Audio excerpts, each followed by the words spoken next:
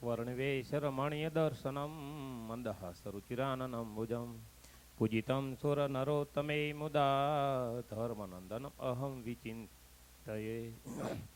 ભગવાન સ્વામિનારાયણ શિક્ષાપત્રી પોતાના જીવનના 45મા વર્ષે જ્યારે વડતાલમાં લખીને આપી ત્યારે એ શિક્ષાપત્રી ગ્રંથ સંસ્કૃતની અંદર સર્વોપરી કેવી રીતે થાય એના માટે એમને આદિ મધ્ય અને અંતે 3 જગ્યાએ મંગલાચરણ કર્યું.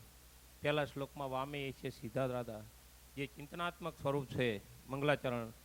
મધ્ય 108મા શ્લોકમાં સહસ્રી કૃષ્ણ પરમ બ્રહ્મ એ નિર્દેશાત્મક છે. અને છેલ્લે 212માં નિજાશ્રિતાનામ સકલાર્થી હંતા સ્વધર્મ ભક્ત એવં વિધાતા એ આશીર્વાદાત્મક મંગલાચરણ સાથે શિક્ષાપત્રીને અદ્ભુત સંસ્કૃત સાહિત્યમાં ગ્રંથ સ્થાપિત મહારાજે કર્યો. કારણ કે પોતે સર્વોપરી હોવા છતાં પણ શાસ્ત્રની પ્રણાલી સાચવી આદિ મધ્ય અને અંતે મંગલાચરણ કર્યું છે. આ શિક્ષાપત્રી લખવા પાછળનો મહારાજનો હેતુ શું હતો? તો એ વખતે આચાર, વિચાર, આહાર અને વિહારમાં સમગ્ર મનુષ્ય એ દિગ્ભ્રમ, દિશાભ્રમ થયેલો, ત્યારે આપણા ભારતીય શાસ્ત્રો છે એ દિશા બતાવે છે. એ જ પરંપરામાં રામાયણ, મહાભારત, મનુસ્મૃતિ, યજ્ઞવલ્ક્ય સ્મૃતિ અને આજથી 200 વર્ષ પહેલાં ભગવાન સ્વામિનારાયણે જે શિક્ષાપત્રી લખી એ શિક્ષાપત્રી આવે છે.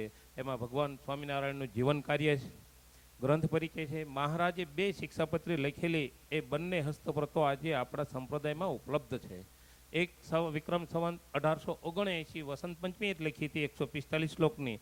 બીજી શિક્ષાપત્રી એ મહાસુદ 5 1882 એ બંને હસ્તપ્રતો આજે ઉપલબ્ધ છે. ધાર્મિકતાના સંદર્ભમાં, નૈતિકતાના સંદર્ભમાં, વ્યવહારિકતાના સંદર્ભમાં એક વસ્તુ જ્યારે આપણે શ્લોક સાથે લઈએ ત્યારે ખ્યાલ આવે કે મહારાજે ક્યાં સુધી માણસને મનુષ્ય બનાવી અને આધ્યાત્મિક જ્ઞાનની વાત કરી અને મોક્ષ માર્ગ સુધી એમને પહોંચાડ્યા છે. વર્ણાશ્રમ ધર્મ પણ એમને મૂક્યો છે. અને સમન્વયિતા જે છે એ શિક્ષાપત્રની સૌથી શ્રેષ્ઠમાં શ્રેષ્ઠ સમન્વયિતા છે કે અમારા હરિભક્તો રસ્તે ચાલતા શિવાલયદિક જે મંદિરો છે એને આદરથી પ્રણામ અને નમસ્કાર કરે, આવી વાત એક પણ ગ્રંથોમાં ક્યાંય નથી, જે એકમાત્ર શિક્ષાપત્રીમાં જ છે. અને સ્ત્રીઓ માટેના પણ ધર્મો એમને આપ્યા. અને સૌથી વધારે આચાર્ય પત્નીના અને ઉન્નત ત્યાગાશ્રમ 212માં 28 શ્લોક એ સાધુઓ માટે આપ્યા છે.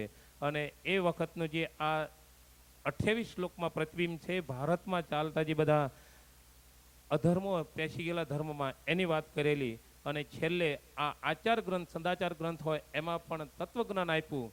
જીવ, ઈશ્વર, માયા, બ્રહ્મ અને પરબ્રહ્મની વાત કરી. જીવ, ઈશ્વર, માયા, બ્રહ્મ એ શરીર છે અને પરબ્રહ્મ એ શરીરી છે. એમ રામાનુજાચાર્યનો નવ્ય વિશિષ્ટાદ્વૈતવાદ સિદ્ધાંત એ પણ મહારાજે પ્રસ્થાપિત કરી અને આ શિક્ષાપત્રીને અમૂલ્ય આ ગ્રંથ તરીકે આપણને સૌને ભેટમાં આપ્યો છે. એ પ્રમાણે જો ચાલીએ તો ક્યારેય આપણા જીવનમાં કોઈ પણ પ્રકારની મુશ્કેલી આવશે નહીં. 31 વર્ષની ઉંમરે મેં આ શિક્ષાપત્ર પર 2004માં PhD પૂરું કરેલું. ત્યારે મને પણ ખબર નહોતી. આ તો એક સદગુરુના આશીર્વાદ, સંતોના આશીર્વાદથી આ કાર્ય થઈ શકે. કારણ કે અમે એ વખતે 24 કલાકમાં 18 કલાક સુધી રીડિંગ અને લેખન કરતા. ત્યારે આ સંપ્રદાયના એક ગ્રંથો 362 શાસ્ત્રો લઈ અને આખું થીસીસ તૈયાર કરેલું. ને 5 ફેબ્રુઆરી 2005ના રોજ સૌરાષ્ટ્ર યુનિવર્સિટી અમને આ PhDની ડિગ્રી એનાયત કરેલી. સદગુરુ વંદનામાં પુરાણી સ્વામી સાથે કોરોનાના સમયમાં હું સંપર્કમાં આવ્યો. એક પ્રસંગ અદ્ભુત મેં જોયો પુરાણી સ્વામી સાથે કે ક્યારેય શાસ્ત્રમાં ન સ્વીકારી હોય એવી વાત એક જોવા મળી. એક પ્રસંગ ત્યાં હતો, હું ત્યાં સ્વામીની સાથે સેવામાં હતો. આજે પિતૃઓનું કાર્ય થતું હતું. એમાં એક કુટુંબ પરિવાર આવ્યો. એના કુટુંબમાં એક ભાઈ એક્સપાયર થઈ ગયેલા. એ માતાજીના ભુવા હતા. એ એક્સપાયર થઈ ગયા ને 20 વર્ષ જેવું થઈ ગયું, છતાં એને એક ચુડેલ વળી ગયેલી. અને આખો પરિવાર બેઠેલો ને એક ભાઈ ધૂણે ને એ બધી વાત કરી. હું બધું સ્વામીને અમે બધા જોઈએ ત્યાં સાથે. પછી બોલાયો. બોલો ભાઈ કે મને કોઈ જવાબ કરવા દેતા નથી. કાંઈ વાંધો નહીં. ગુરુએ મંત્ર બોલી અંજલિ છાંટી, બોલાલ ગંગા મૈયાને આદેશ કરાયો અને બોલ્યો હું એની હાથે ચુડેલ છું. 2004માં જે માણસ મૃત્યુ પામ્યો હોય અને 2021-22માં કોરોના પછી ત્યાં સુધી જો એ જીવાત્માને આ ન છોડતો હોય અને એ છોડાવનાર હોય તો એક પુરાણી સ્વામી કે એમને એ જીવને અહીંથી મોક્ષ કરી અને સત્સંગમાં કરાયો. જેટલી એમની સેવા અને વંદના કરીએ એટલી અસ્તુ. જય હિન્દ, જય સ્વામિનારાયણ.